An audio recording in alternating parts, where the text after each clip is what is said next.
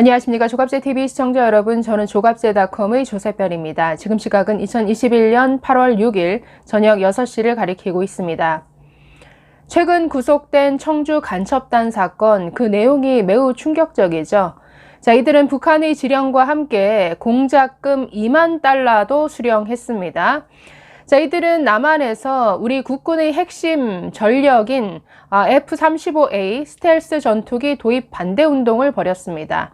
이 외에도 김정은 답방 추진이라든가 윤석열 전 총장에 대한 탄핵 활동에도 앞장섰습니다. 자, 더 충격적인 것은 이들이 우리 정치권 아주 깊숙이 침투했다라는 것이죠. 자, 2017년 문재인 선대위 캠프에서 특보단으로 활동했습니다. 자, 이뿐 아니라 몇 명은 지난 총선과 그리고 2014년 지방선거에도 출마했던 것으로 드러났습니다. 자, 이 사건은 정말 엄청난 사건이죠. 보다 철저한 수사를 통해서 이들의 공작 활동이 이 문재인 정부의 국정 운영에 어느 정도 영향을 끼쳤는지를 밝혀야 합니다.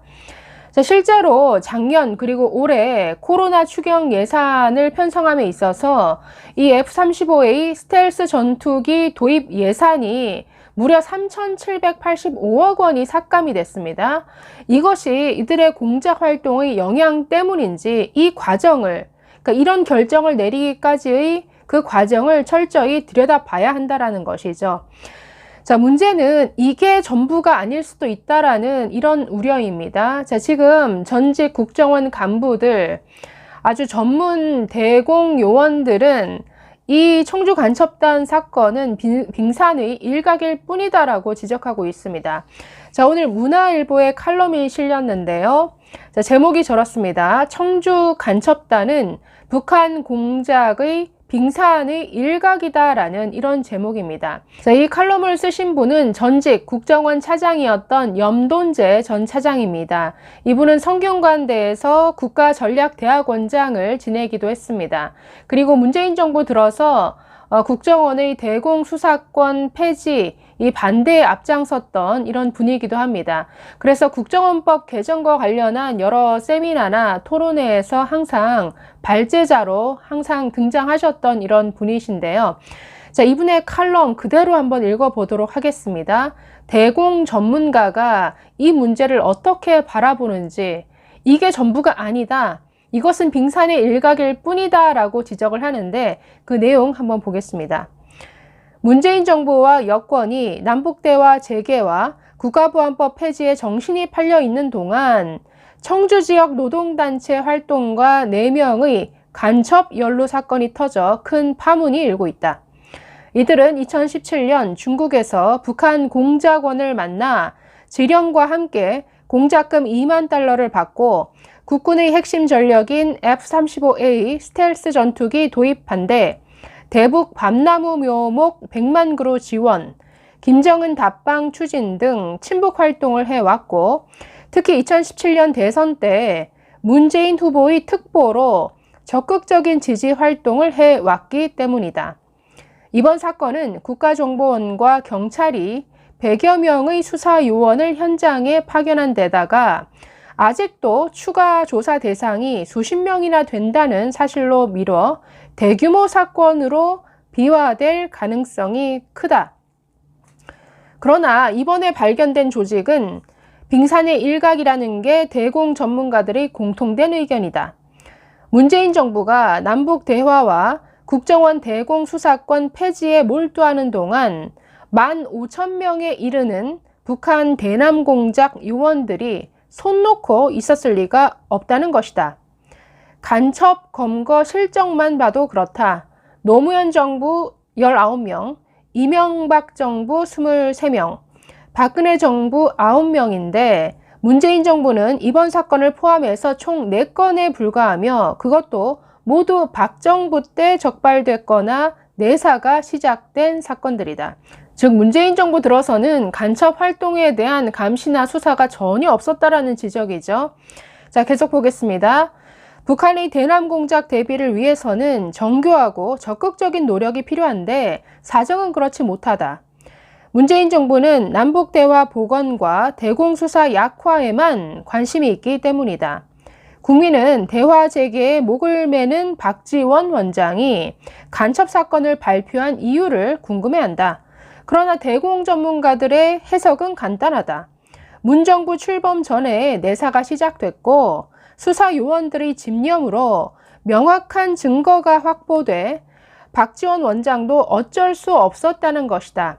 즉 이번 사건도 이 박근혜 정부 때부터 단서를 포착하고 그때부터 수사해 왔기 때문에 맺은 결실이지 이 문재인 정부가 새롭게 수사한 게 아니다라는 이런 지적입니다. 워낙에 증거가 확실해서 어떻게 빼도 박도 하지 못하는 이런 상황이었다라는 것이죠. 자, 계속 보겠습니다. 이제 어떻게 해야 하는가? 문 정부가 대공 수사를 강화할 가능성은 없어 보인다.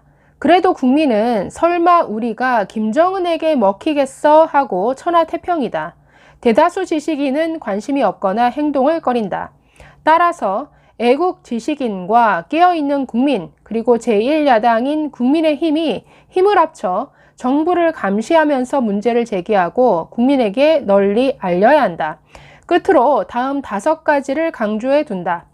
첫째, 국정원과 경찰이 이번 간첩 사건을 철저히 수사하도록 촉구하고 감시해야 한다.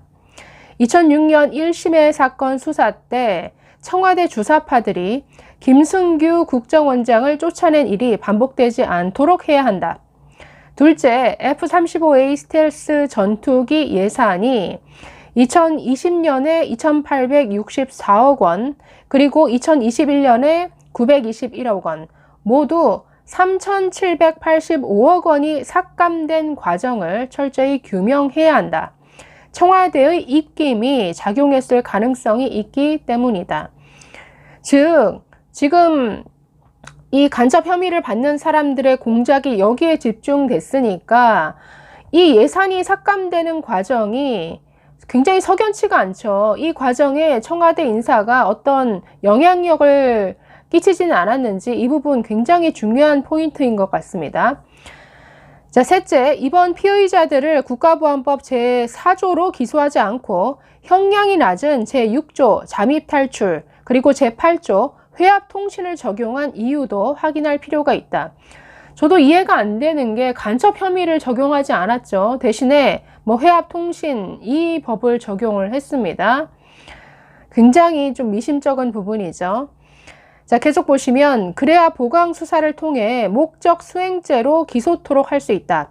넷째, 대공수사 요원들은 상부의 부당한 간섭을 받을 경우 추후 책임을 물을 수 있도록 낱낱이 기록해 둬야 한다. 부당지시 거부권 행사가 어려우므로 이 방법이 상급자의 부당 간섭을 방지할 수 있는 유일한 길이기 때문이다. 다섯째, 문 대통령은 이번 사건 피의자들을 선거 특보로 위촉한 배경을 설명해야 한다. 그것은 국민에 대한 최소한의 도리이기도 하다. 자, 이 지금 대통령으로 있는 사람의 선거 캠프에 간첩이 들어가 있었다라는 이 사실 자체가 굉장히 경악스러운 사실이죠. 글쎄요, 아직은 간첩 혐의자들인데, 그런데 워낙에 지금 증거들이 차고 넘치기 때문에 간첩이 지금의 대통령 선거 캠프에 들어와 활동했었다. 자, 이 부분에 대해서는 아주 정확한 해명을 해야 됩니다. 지금 빙산의 일각이라고 했으니까 글쎄요, 드러나지 않은 간첩들의 활동이 이 문재인 정부 하에서 대체 어디까지 퍼져 있을지 정말 주목되는 부분입니다. 언론들이 이 사실을 대대적으로 보도하지 않고 있다는 사실이 더 놀랍죠. 글쎄요, 빙산의 일각 이제 드러나기 시작했다면 앞으로 드러날 부분은 또 얼마나 더 충격적일지 기대가 됩니다. 감사합니다.